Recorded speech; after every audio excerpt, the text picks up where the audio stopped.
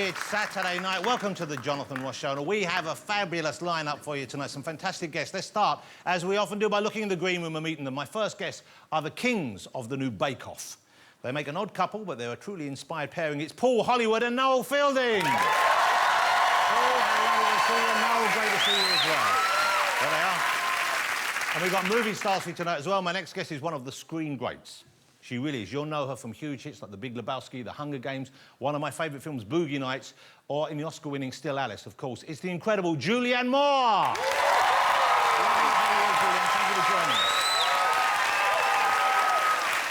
Closing up next to her in my green room, a young British star who's heading to the top fast. He burst onto the scene in the first Kingsman movie, before starring in Eddie the Eagle, and now he's in the upcoming Kingsman, The Golden Circle. It's Taron Egerton. Hey, Taron, how you doing? And alongside them, we have a man who has achieved legendary status in the movie business. He was in The Last Picture Show, The Fabulous Baker Boys, Crazy Heart, True Grit, but to me, he'll always be the dude. It's Jeff Bridges, ladies and gentlemen. And as if that weren't enough, we've got fantastic music for you tonight from the man who made such a triumphant return to the charts last year. It's only Craig David. There he is. Hey, Craig. That's a good-looking young man right there. Now, before we get to that, has everyone been enjoying Bake Off? Yeah. We'll be chatting to Paul and Noel later, but of course, I think we all know, not only is it the best show about baking, it's also one of the filthiest shows on TV. All those references to large cream horns, hot baps, ganashing your buns. I mean, it's filth from start to finish, and I blame Paul Hollywood, I really do. I didn't see it. But now some party planners have decided to go the whole way. They've been inspired by the show, and they've launched a Bake Off-style sex party. It's in Leeds, so you can expect a lot of Yorkshire puddings turning up. It's a sort of swingers party with a bake-off theme. Paul, have you ever been to a swingers party? No. That's how we met. You know, at our age, Paul, a swingers party isn't so much a showstopper, it's more a technical challenge, isn't it? But if you were to go, Paul, what bake would you take to a swingers party? Oh, it's got to be a baguette, hasn't it? Someone's compensating for something. Well, you know all about this because last week on Bake Off, did you see last week's show, did you see the snail that Julia baked? Here was, this is the snail, and as you can see... and it's worse from other angles as well. There it is, a lovely little snail peeking out of his shell. But it's not the first time an innocent cake has gone wrong, because all these cakes I'm going to show you now, these were cakes that were made with loving care and affection for children. OK? So let's have a look at this one first. Now, that's... so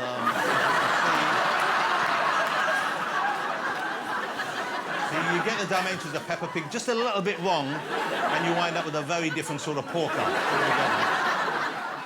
And what about this? This is a beautiful, enchanted castle.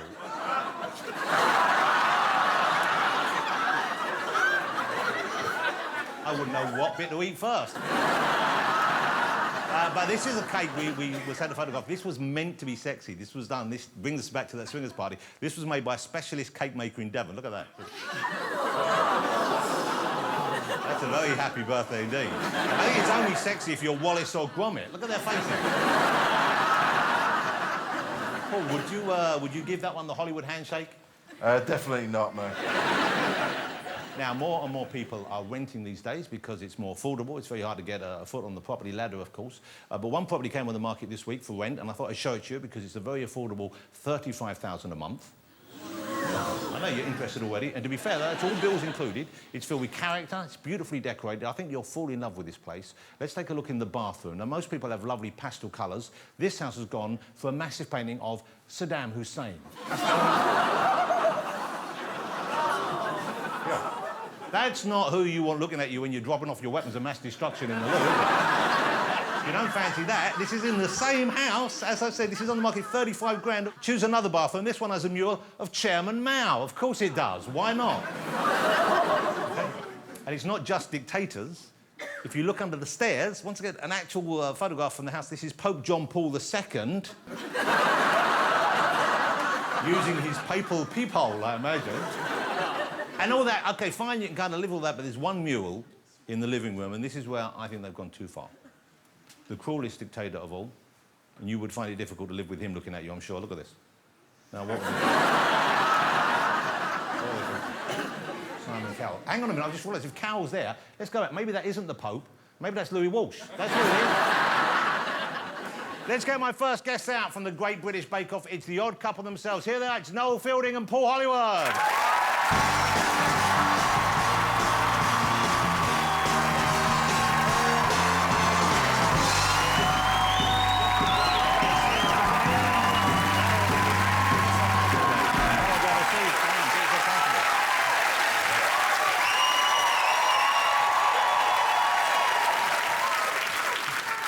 Well, it's great to have you here. Thank you for coming on. Hello. Congratulations on the show. Bake Off is as much fun as ever, isn't it, ladies and gentlemen? But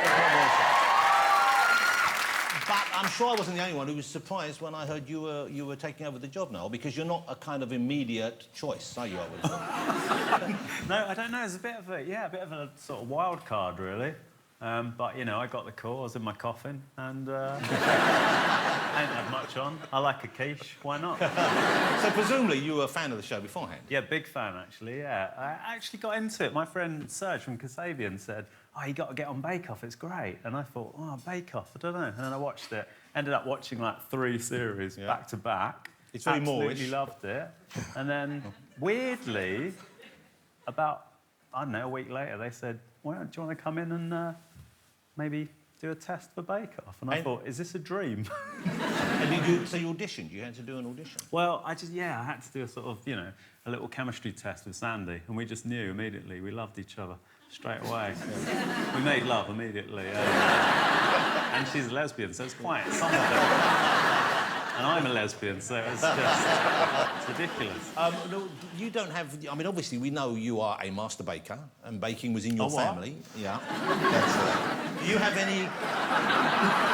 you must love that phrase, though. You must of course, it's lived with me all my life. Yeah. Have you ever introduced yourself? Have you ever tried to meet a new friend by saying, I'm a master baker? Not recently, no. But in the past, you in used the that... past, I have, yeah. And there's an association, you know, the Association of Master Bakers. I was a member of that when I was 18, 17, and then I grew out of it. I'll leave it out. But do you have any... Were you ever a cook? I mean, I can't... I mean, you must eat, obviously. What are you trying to say? Well, I don't imagine... Do you have a kind of history? Yeah. Do you bake? Can you I bake? can knock up a flan, how dare you? I can't, I have no idea. It still strikes me like we've entered a portal to another universe, that you are hosting Bake Off. It is the most bizarre thing, isn't it? Yeah, it is quite weird. OK. And are the people, the bakers surprised? I mean, because everyone's surprised when you walk into a room because you're so strange-looking, but were the bakers surprised... Was the bakers... Listen to the nasty man, Noel. Were they surprised that it was I've you? got an easy charm that the mums enjoy, how dare you? Well, you have kind of got a new fan base now, I guess. Yeah, I guess so, yeah. I mean, I think the bakers, you know, they're quite young, so they all knew about the boosh and stuff, so, yeah, they were all quite excited that I was there. And we got on. I mean, I'm quite good at getting on with people. You're a very nice man, it has to be said, unlike Paul. Now, when... You're a very nice man, too. When people used to come up to you, when it was Boosh-inspired... Yeah. Presumably they approached you in a different way, or is it a similar kind of exchange? It's quite different. So I mean, what was I was quite known for playing a sort of merman with a vagina, so Old Greg or the Crack Fox, they were different characters. I love or the Moon, I played the Moon. Yeah. So did people come up and quote that to you? Yeah, people used to go, I'm Old Greg. Oh yeah, I played this guy, the Hitcher. Hello boy, how are you? But yeah, now it's a different kind of thing. And what kind of thing do you get now as opposed to then? People shout out, Great British Bake Off! And I sort of think, oh, why, that's me. I'm part of that. Am I right in thinking, and I don't know whether maybe it's just the standards got better, but you seem to be a bit more generous in your praise this series. I mean, you've given a lot of your famous handshakes out. So is it that you've got softer, do you think, or do you think that they've just got so much better? I just think that this year the standard is incredible. So the handshakes always go along with something I find it very difficult to critique. Having said that, I think on week 5 or 6, I raised the bar because I thought, this is getting ridiculous. No one's going to cross it now. I just give them out to anyone. You're very free with your handshake. Yeah, I'm unbelievable. Because if you didn't raise the bar, you'd have to go to another level and give them something more than a handshake. And then it gets problematic. I think we weren't talking because there was something with Prue. Prue was starting to do the Prue pat, wasn't she? Yeah, the proof. And she just gently pat their hand. So that's her way of It's like saying the you've Prue done well. pat. Yeah. Yeah. Well, she's amazing. Prue's amazing, of course. She's great. Absolutely fantastic. She's quite tough for them, though, isn't she? She can be pretty... She's very fair. The thing is, she comes from... She's Michelin star, 50 years in the business. She knows her stuff. And actually, it was almost I have to raise my game as well, because when someone different comes in with a slightly different tack angle, I thought, oh, that's different. So it raises my game as well. Whether I've become the soft one, I don't know, but I've always been fair. But you're brilliant at what you do, but it's very kind of narrow compared to what Prue does. Would that be fair to say? Because she does a bit of everything and you do essentially a role. Well, Prue's dominance is... A baguette. Maybe a baguette occasionally. A baguette. Prue's dominance is cooking in general. That's not mine. She does every... That's what I'm saying. She does but everything. Mine's baking in general, so it's cakes, it's pies, it's pastries, it's everything else. Okay. So anything that's affiliated to the programme is normally my thing. Okay. But yeah, she's certainly more generic when it comes to cooking. She's a fascinating woman as well. She writes books. She's pretty amazing. The books are amazing. Yeah. We read a couple of them, didn't we? Yeah, to each other. Let's have a I look. got a handshake that night. I sense there's a real chemistry between you and Prue. Yeah, absolutely. Yeah. And I'm wondering whether, I mean, it looks to me like this might go further. Let's have a look at this and see if you can sense, if you see, I think this is flirtation going on here. There's a frisson. Have a look at this. Shaping obviously is the key point because you've got to be able to bond the top with the bottom. If they don't, the bottom will blow off the top, so the top will literally fall off. So it's all about making both the balls quite tight. And the way that you do that, the way I do it, is just drive my finger right the way through to the tray underneath. You flour your finger. You must, otherwise it'll just stick to the dough. I could oil it. Look at that. Now that is not just professional admiration. I love Oh, bless her, she's brilliant. Now let's talk about Bake Off as was, of course, because it was a much-loved show, and still is, of course, but we loved Mel and Sue on it, and we love Mary Berry. Have you been in touch with them since the new show's gone out? Because you know Mel and Sue professionally, I guess. Yeah, I know Mel a little bit better. I was doing Taskmaster with Mel just before this happened, before it got announced, and I wasn't allowed to say anything, so it was killing me a little bit. Oh, so you were working with her. You knew Yeah. you knew you were gonna take the job. Yeah, and I felt really weird, but, we're good friends, but she was so lovely. She said, I feel like I should pass on a baton, like a seeded baguette. She was really supportive and lovely. And have you been in touch with Mary since it's gone out? We've swapped texts and emails occasionally, yeah. So, we were meant to meet I was at Chatsworth a couple of weeks ago doing a demonstration, and Mary was doing I think Sunday or Saturday, and I was doing the day before. And we just missed each other by about half an hour. So, yeah, we do sort of text and email each other. But has she commented on the show? I mean, because obviously they left through choice, so it's not like they weren't pushed out. They went, they wanted to go. So has she told you what she thinks of them? Well, not directly. She just said, Prue's brilliant, look after her. Oh, that's nice. And I said, absolutely, of course I will. Well, she's a class act, isn't she? Yes, absolutely. They both are. Yeah. So what do we have coming up? We just had Bread Week. Next week is Caramel, isn't it? It is caramel, and it's a new week, this one, for us.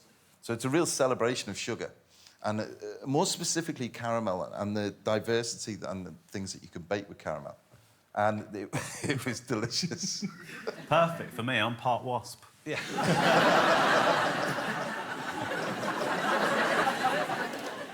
Are there challenges that you have in mind that you know you're going to set that you haven't set yet? Yeah. You're thinking, OK, this is going to be a tough one to do. Can you tease us with one thing that is going to be super hard for the bakers? I wasn't making... It was... I mean, I've done a bit of travelling recently. I travel around the world on city bakes, and I saw everything from sort of St. Petersburg to LA. Checked out a lot of different bakeries, and you do pick up lots and lots of different ideas of what we could use on the show, So I can't say in case we use it for a technical challenge. Well, give us a hint. No. Just a little hint. I quite like the idea... I like laminated doughs. I love laminated doughs. That sounds like something you've just made up. It's like science fiction, isn't it? Exactly. I have no idea what's happening most of the time. Do you know what laminated dough is? Yeah. Go on, explain. It's a dough that is quite high in lamination. It's basically a dough laid with butter. Exactly. But there's That's what I lots was of gonna different say. things that we can play with that. And because of the constraints of time when we set challenges, it's going to be... I want to do a few things with that, really. But that's the tough thing, is doing it under pressure, Yeah. in the tent, under a time, and knowing they're being filmed as well. It's really Absolutely, difficult. And the people you have, you know, more or less without exception, they're lovely people. Yeah. Okay, they're really sweet, they're really nice. Yeah. I was really sad to see Flo go. Yeah, Flo went Flo last was week, just... of course. Flo went last week in Bread Week, and she was fantastic. It's upsetting because someone has to go every week, and there has to be a star baker, which is... But they often pick themselves, you know. It comes to the point where someone just says, that's enough, I can't go any further. And they say it to us, you know. Yeah, yeah. I've reached my limit. And did she feel that way? She did, actually, yeah. But Worse for me, I have to say, it is. I know. That, you did that week. absolutely excruciating, that bit. It's awful. But you're told, presumably, by the people producing the show, to leave that long and painful gap before you announce it? You know what that gap is? Just so the cameras can get shots of everyone's face. They're not literally leaving you hanging. But it must be a miserable experience for the people waiting. Yeah, it's awful. And that gap is so long. And you're just looking at their little faces and you just think, oh, I just might run away. How long is the gap? 2, 3 hours? About a month and a half. Yeah. But it must be hard not to look at the person who you know is going to go to... It is, it's tricky. But we alternate, me and Sandy, so, you know, it's difficult. Sandy gets really upset. I'm quite cold inside. I'm already dead, so there's only a certain amount of emotion that I can spew out. So the series, you've finished filming it, I believe, haven't you? Yeah. Yeah, we're doing a couple of specials at the moment, which is great fun. So you know already we're all waiting to find out who's going to win this series, but you know already. Is it hard keeping that secret? Yes, it's horrible. You get asked a lot. I have to gaffer tape my head shut. You get asked like every day. Yeah. And I always almost just want to blurt it out. Well, I asked you before the show and you wouldn't tell me. No, but it was mean of you to do that. Why? Because But I'm a gullible child man. My mother phones me up and says, come on, tell me. And I said, no, I'm not going to tell you. Come on, my mother doesn't know. She's never going to find out. No, I told her. We're only at week 3. We've got several weeks to come. It's so much fun. Thank you for coming on the show. I can't wait to see the rest of the series. It's Paul and Noel, ladies and gentlemen. Don't go anywhere because we'll be joined on the couch in a minute by Jeff Bridges, Taron Egerton and Julianne Moore. See you after the break.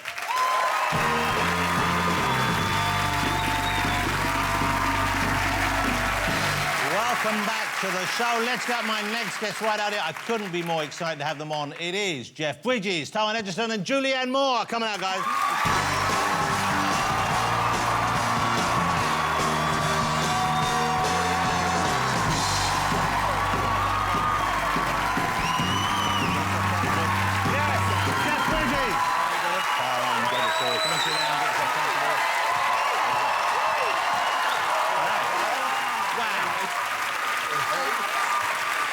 Amazing.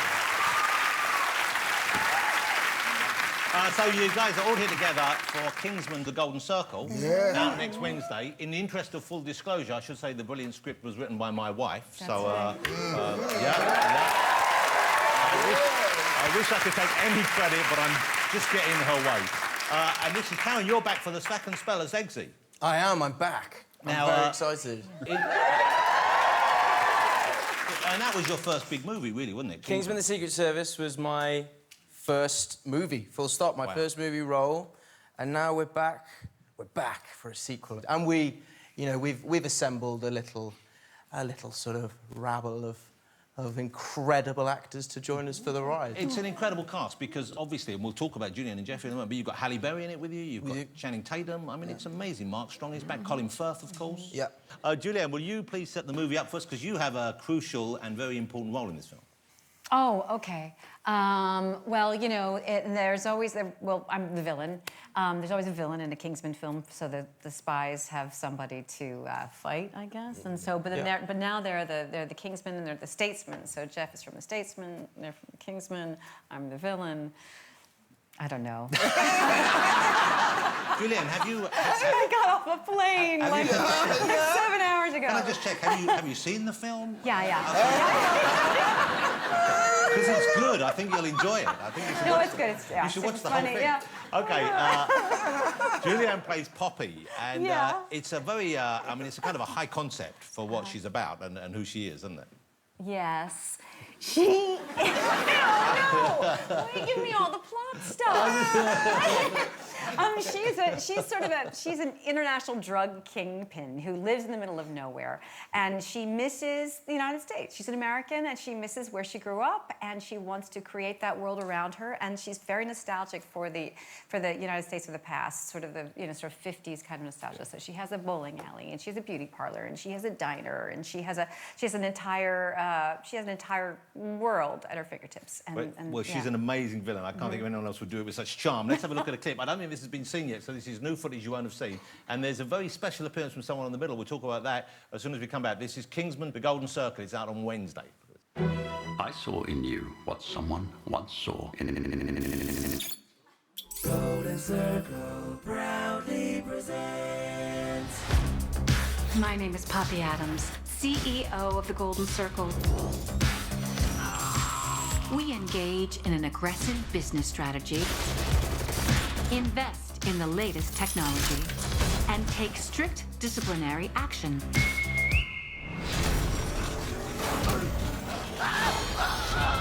I'm speaking to you today because our world leaders have let us all down.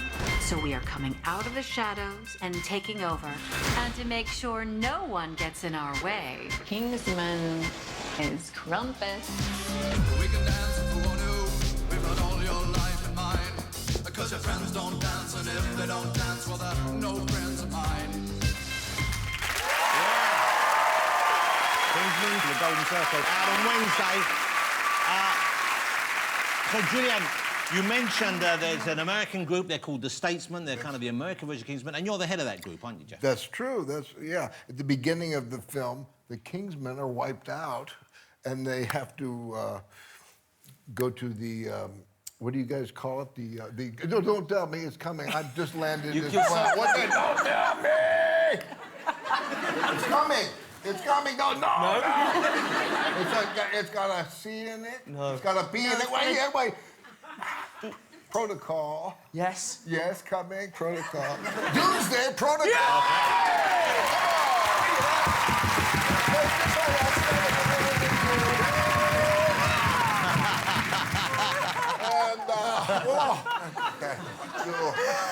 That was exhausting. Oh, man. And, the Kingsman's cover is, they're tailors. And the Statesmen, their cover, we make booze. Wow. Yeah, bourbon in Kentucky. And I'm the head of the Statesmen, and all of us, we have names of liquor. And my formal name is Champagne. But I don't like that. It feels a little wussy to me. I go by Champ. I make everybody call me Champ. Are you a champagne drinker in real life? I'm not.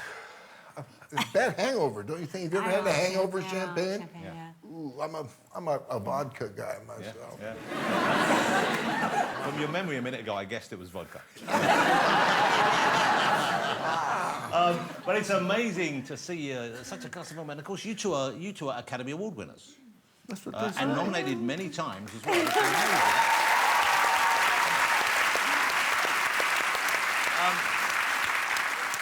Does it matter when you get an Oscar? Obviously, it's nice to be praised by your peers, but is there a sense of validation when you get an award, or is it, still the work itself that is more important? That peer thing that you mentioned, that nomination, that's to really get an attaboy from the guys who do what you do. That's the big thing. And of course, that gold guy is cool too. It's I mean, nice. come on. It is nice. It is nice. Yeah. Paul, you must have won some, and it's not as glamorous, I know, but baking awards. What's the big baking award? What, the BAFTA? What is that? No, not for your TV show. For the creation of bread in a delightful way. What do you get? Is there an award for that? I think there is, yeah. They've changed it so much over the years. I was in Bakery Team of the Year back in '91. Yeah, that was the only thing I ever entered.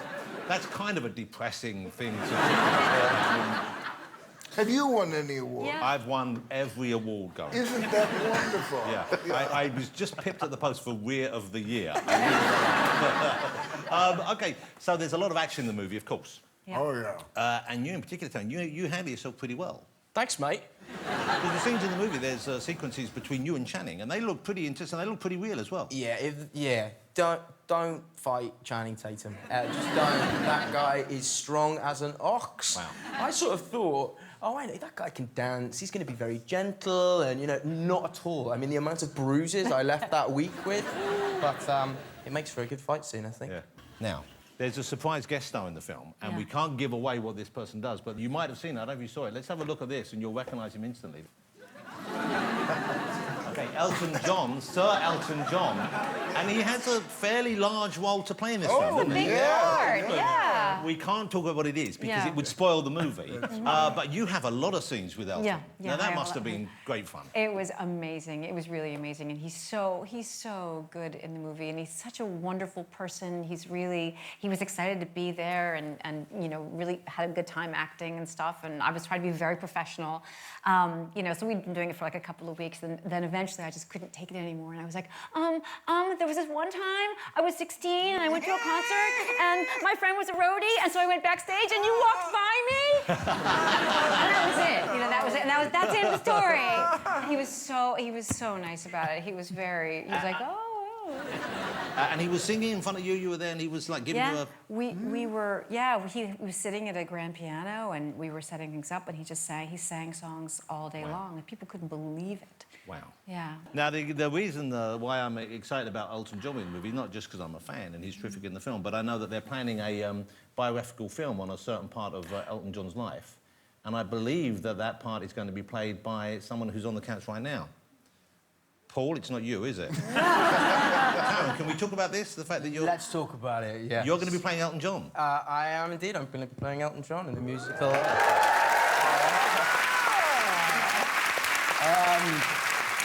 It's something that I've been so excited about. But Elton's production company and Matthew Vaughan's production company, who made Kingsman, are planning a musical fantasy, not quite biopic, about the early years of Elton John. And it's going to feature his songs. And I'm going to do the old acting and singing. Wow.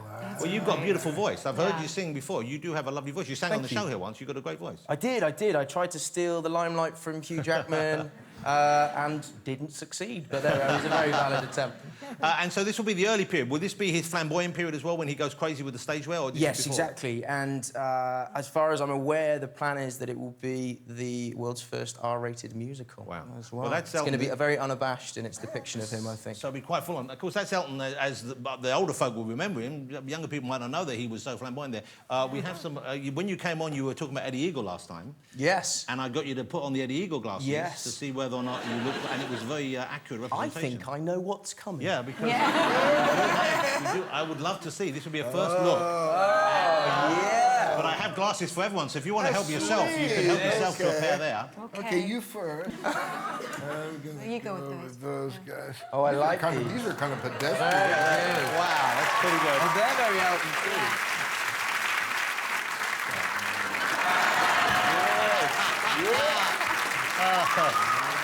Wow. Nice. And Jonathan, for you, special care. I've got the ones Elton wears when he's just reading. They're just for regular glasses. OK, we're going to take a break. Still to come on the show, we'll be chatting some more to my guests, and Craig David will be performing live, so we'll see you after the break.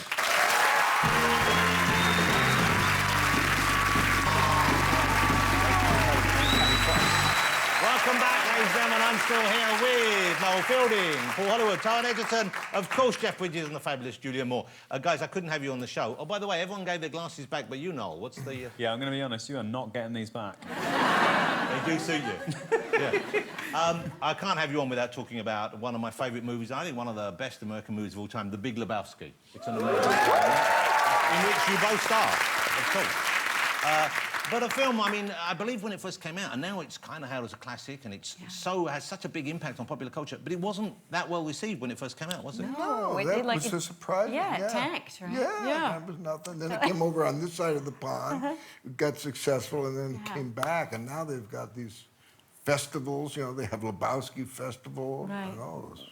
Little Have you ever been figurines. to one of the festivals? I have. I played. You know, my band. It was my Beatle moment, man. No way. Oh, the dude! And you play to a sea of dudes. Right. Dudes and moths and and your yeah. people in the Viking helmets and. It's kind of worrying, though, isn't it? That level of devotion to something. I mean, seeing people go there. Yeah, but well, it's such a good movie, man. It's like each scene. You know, I'll be watching TV at home. Yeah. I'm kind of a clicker guy, you know. But I say I'll watch till Turturro licks the ball and that's move right. on, you know. But then I get hooked. I can't say, you know, each. So you get hooked on your own film? Oh well, just on that one. Well. The Coen brothers, they're masters, you know. Yeah. How many times do you think you've seen it? Oh, I don't know, man, but you know, 20. I don't know. Wow. I don't know, a lot. You know, but I love that movie. I'm so happy to be a part of that. The dude abides. Dude, bye. Yeah. I know Yeah. it's a mistake to conflate the person with the person they're playing on screen, but it is hard to imagine anyone else being the dude. You kind of are the dude in real life, aren't you? Ah, some say that, yeah.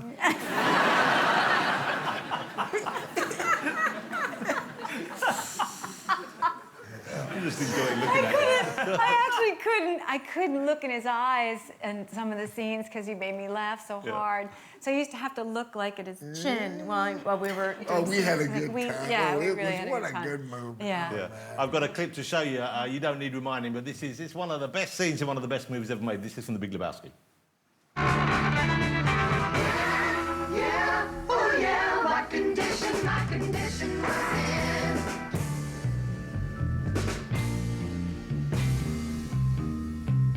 Someone painted April Fool in big black letters on a dead-end sign. I had my foot on the gas as I left the road and blew out my mind.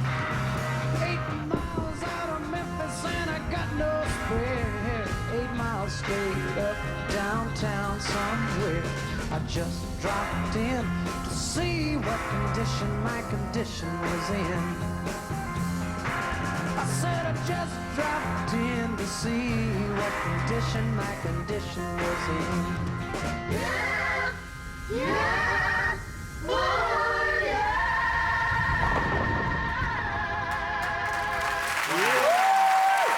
Wow, The Big Lebowski. The dude abides. That's an amazing sequence, isn't it? Yeah. During that scene that we just saw, I thought, gee, I'd like to invite my family to watch us work at some point, you know, in this movie. I said, oh, well, we'll do the Busby Berkeley thing. We'll invite my girls and my wife. And then I'm prepared to do this scene going down the ladies' legs, looking up at their vaginas, you know. I thought, what a weird... Why are you inviting your girls to see this? If they were to do a sequel, would you sign on for a sequel? Would you go back and revisit The Big Lebowski? Oh, well, you know, it's kind of set up. I mean, you know, Maude, you know, I've impregnated That's right. Maude. We have you a know. child. Yeah, and what, yeah. Yeah, that's right. The little Lebowski. The little Lebowski. Yeah, I mean, it's all set up. And you kept some of the items from the wardrobe, didn't you? A lot of those were mine to begin with, you know. Those jellies, the shoes, those were mine. But I got the sweater, I scored that, yeah. Let me ask you about getting into show business, because you come from a showbiz family. Your dad was already a very well-respected, very well-known movie star and TV star, of course. And they wanted you to get into acting, didn't they? Yeah, He encouraged you to get into show business. Yeah, unlike a lot of showbiz people. My dad just loved showbiz so much that he encouraged, you know, and what teenager wants to do what their parents want them to do? You know, I fought it, you know, didn't want to do it. I'm glad I listened to the old man finally, but, and I got to work with him a couple of times. But remember, you know, when I was 6 months old, my parents were visiting a set of John Cromwell's, was doing a movie called The Company She Keeps with Jane Greer. And I was kind of a happy baby, you know, I was 6 months old, and I was supposed to be a crying baby in the movie. And Jane was holding this, laughing child. And she said, what are we going to do? My mom just pinch him. She pinched me kind of hard, and I cried. That's great. And now we cut 30 years later, and I'm doing another movie with her, the remake of Out of the Past, called Against All Odds, and I'm having a little trouble emoting, and I could say, Jane, just give me, pinch me, baby. So you did listen to your parents, but your parents didn't want you to get into acting, is that right? No, not particularly. I mean, they wanted me to have a real job. They really valued education, and we didn't know any actors. Unlike Jeff's family, where they had all these professional actors. I'd never met a real actor. I'd never seen a play. Are you from North Carolina originally? I was born there. That's because my dad was in the 82nd Airborne Division, and we were stationed there at the time. But we moved. He was in the Army, so we moved all around the United States. And I went to high school in Germany, and then he eventually was a lawyer in the Army. My mother was a psychiatric social worker, so they wanted me to be a doctor, a lawyer, or something. And I came home and said I want to be an actor. And they were horrified. How old? How old 17. were you? 17, because I had a teacher. My teacher was like, hey, you could be an actor. I was like, I didn't know actors were real. Yeah. Tom, what about you? What did your folks, did they encourage you, or did they think it was a kind of impossible Yeah, they loved dream? it. When I auditioned for drama school, it was around about £40, £45 for each audition. My dad paid for one, my mother paid for one, my auntie paid for one, all my family clubbed together. My stepdad came down on the train with me and we stayed in a travel lodge together. Like no, not even a travel lodge. I think it was a, what do you call it? Where you sleep on bunk beds? Hostel. A hostel. Yeah. We stayed in a hostel together in Piccadilly. Paul leapt straight in with a hostel there. You've had a lot of hostel experience, haven't you? Yeah, so I was very lucky, hugely supportive, yeah. No, we don't quite know what you are, but did your parents encourage you? When I first started doing stand-up comedy, I said to my mum and dad, look, I won't be very good at this for like a year. It takes a while to get good, So I said, don't come to any of my gigs. And they were like, yeah, cool. Second gig, I see him row 3 in the worst disguises you've ever seen. I couldn't keep them away. And then I ended up putting them in the show in the booth. Yeah. They love it, yeah. And Paul, you come from a long line. Your family are bakers. Yeah. Previous to you. So was there an element? Did you want to leave? Did you want to break out ever, or were you always happy to stay in what's essentially the family business? I mean, my great-grandfather was a baker, and my dad was a baker, and uncles and brothers. So I had no intention of becoming a baker, but I went to art school first, studied sculpture, and then my dad said, come and join the industry. And I think in the 80s at the time, you needed a trade to start earning some money, and he just coaxed me with a few quid, and I loved it. I loved the early mornings. But the smell, did that have anything to do with it? The smell of the, oh, God. I always remember the smell. My son reminded me of it as well. I come back from work sometimes, and you've still got your checks on, you just jumped in the car and gone home, and the smell that you have on you of the bread and the cakes, and you can smell it a mile away. Yeah. And you're immune to it because you've been in it all night. Right. It's great. That's a nice smell to have. Dough boy, we call him. But we're sort of talking about family a bit, and I know obviously you both have children, of course. When you're away, you keep in touch via Snapchat. Yes, I do. Yes, I do. I have a 19. Actually, I was pregnant with my 19-year-old on the set of The Big Lebowski. Wow. So yeah, that's what. And so all of that stuff we did, all of that dancing, I was so sick, so sick. But yeah, anyway, so he's 19. I have a 15-year-old, and I find that it's quicker to get an answer on Snapchat than it is anywhere else. Do you do FaceTime? Yeah, I FaceTime, but they may not pick up FaceTime. But you right. Snapchat like a filter saying, Do like, you FaceTime? where are you? I do that, yeah. I like that. Yeah. You like FaceTiming? Yeah, I put you right kind of in the room. Sweet. I like that. Yeah. When you Snapchat, do you use the filters? Of course I do. Okay. I see. I don't know anything about that. Oh, no. Yeah, there's I like the squishy face one. I like the dog Well, okay, one. well, we I can like try the- some out because we Yeah. have the camera set up. Good. Snapchat. Let's enjoy this. So, okay, which camera do they need to look at? You have to look down here. Okay, it's got to recognise a face first. Why? Is that you? Why is It's it on distorted? it's on its So, side. there we go. That's pretty good. You do that to your kids? How old are you? Like, Polly, where are you? It's no wonder they call you when they see that face on there. There you go. Here you go.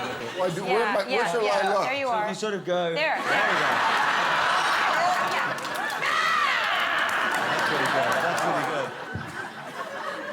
should consider that look going forward. Just, Tower, let's have a look at Tower in a moment. Let's get on to Tower. Yeah. Oh! Wow! It looks like Ant and Dec put together. Amazing. It's amazing. You know, like Ant and Dec. That's who you can play in the next film, Ant and Dec. I'm almost dreading this, but let's have a look at Mr. Hollywood. Let's see what we can do. Whoa, oh! Well, let's find it. That's sweet. Stick your tongue out. That's sweet. He's got the bear one. Oh, he's got the Yeah. That's cute. That's what he goes dressed as to swingers parties. And finally, let's see if Noel... I'll be the same. Yeah. I know this one. It's got a bow. Oh! You make a beautiful woman.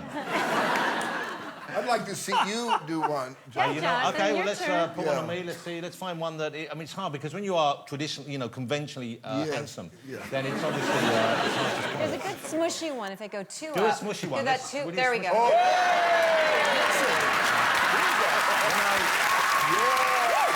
You know, the terrible thing is...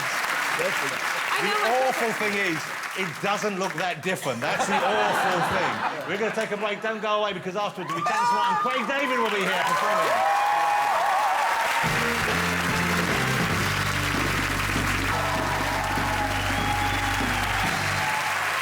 Welcome back to the show, ladies and gentlemen. Before we've got music to come and we've got something else to do first, but I wanted to ask you about whether or not your family play a part in... I think we can get rid of that now, because it's...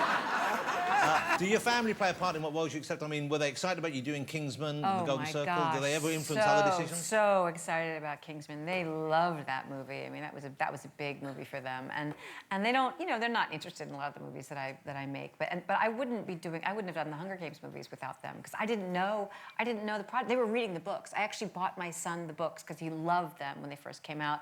And then my daughter was reading them when she was a little bit older, and I was on vacation, didn't have anything to read, so I picked up her copy of the Hunger Games. I was like, oh my God, this is really good. So it all happened that way. And what about your family? Do your kids ever influence you? Do they watch your movies? Because some of them I'm sure they would love. Well, I remember my wife and I seeing Kingsman, the first one, and we looked at each other and said, "No, that's entertainment." And we loved it, you know. So my wife's got something to do with it. I don't know. My kids, yeah, my kids. You know, although I got to say, you know, when we did Lebowski, Yeah. I knew, you know, I'm playing a pothead, you know, and my girls are, you know, what about, you know, early teens, 11, you know, so, and you know, my dad was famous. I know the downside of having famous, you know, parents and stuff. So I got them all together and said, I'm playing this, you know, role. It's you know, wonderful movie. It could be a big hit, but I'm playing a kind of a, you know, pothead, you know, a drug addict, or whatever you want to call it, you know. And I don't want that to, you know, give you bad times. And it's a long pause, and then my middle daughter Jessie, you know, she stood up and said, "Dad, you know, you're a movie actor. You know, we know when you kiss all those pretty girls that you still love Mom." And she says, "You know, it's pretend, Dad." I said, "Oh, thanks, Jess. Thank you." And now she smokes a lot of pot. And now, they're very clean. Yeah. You know what? I'm lucky enough to have met Jeff a few times. I get the feeling you've got it figured out. You seem to have life figured out. That's an act. I'm an actor. You have a chilled approach to life. Well, no, I don't think so, man. No, I really don't. What's the secret? What advice can you give to young men like Noel, Taran, and me? A couple of, can I give two? Yeah.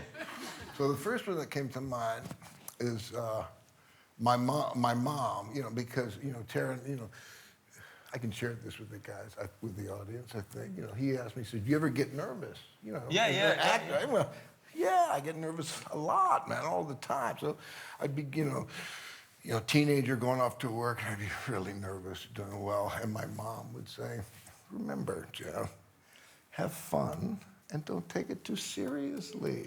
You know, "Oh, thank you, Mom." Yeah. And now my wife, Sue, will say that same thing to me. I say it to myself as sort of a mantra. But then I was doing this movie with, Don't you hate it when you can't play the Kevin Bacon. You ever work with Kevin? Yeah, he's Sweet, great. Yeah. guy, Kevin Bacon. And we're doing a scene, and you know, most of the actors, they get the nerves before the scene. And Kevin, you know, brought us all together, and he's got us in a huddle, and he says, now remember, everything depends on this.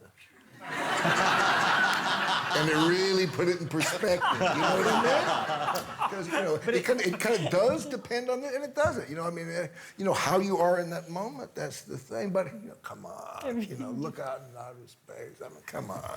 But it's amazing. I find it amazing because you're such professionals and you deliver such great performances. To think of you getting nervous seems such a strange concept. Do you still get nerves ever? Huh? Yeah, sure. Fear. Yeah, everybody gets nervous, right? I don't know. Yeah. I don't think Paul, do you ever everybody- get nervous when you're baking?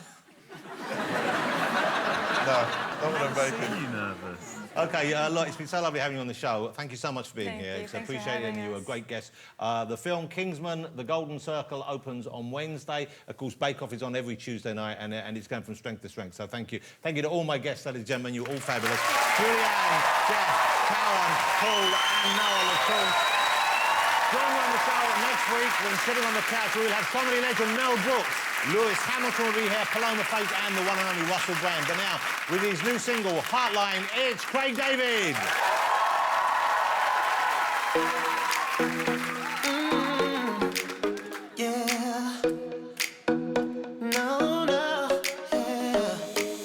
Been looking for you in all the wrong places, but I don't go there no more.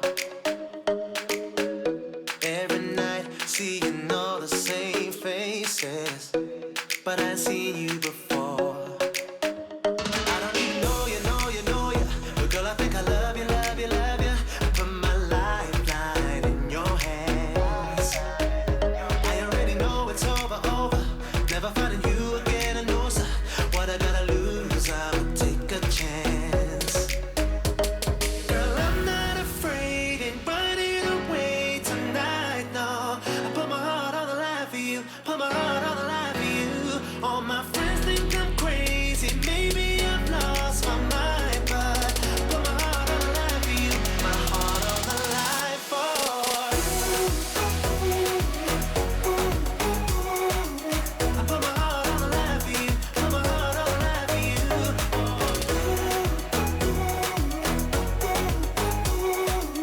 I put my heart on the line for you, my heart on the line for you. Didn't come in looking for a situation, but who would have thought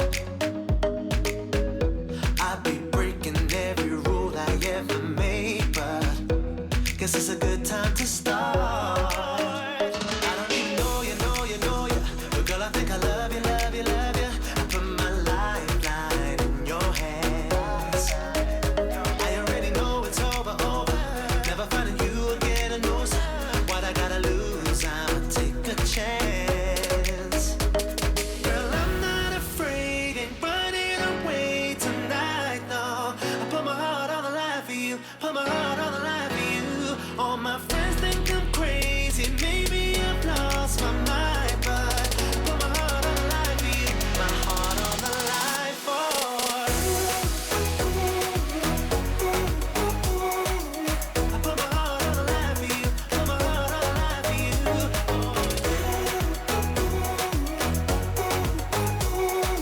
I put my heart on the line for you, my heart on the line for you. Girl, your body's calling, girl, I'm going all in.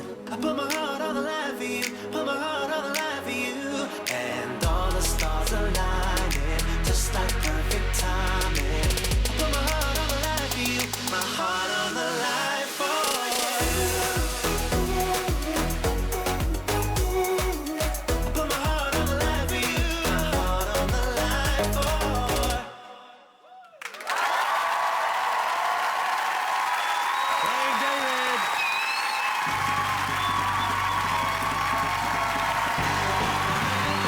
Pete and Jen.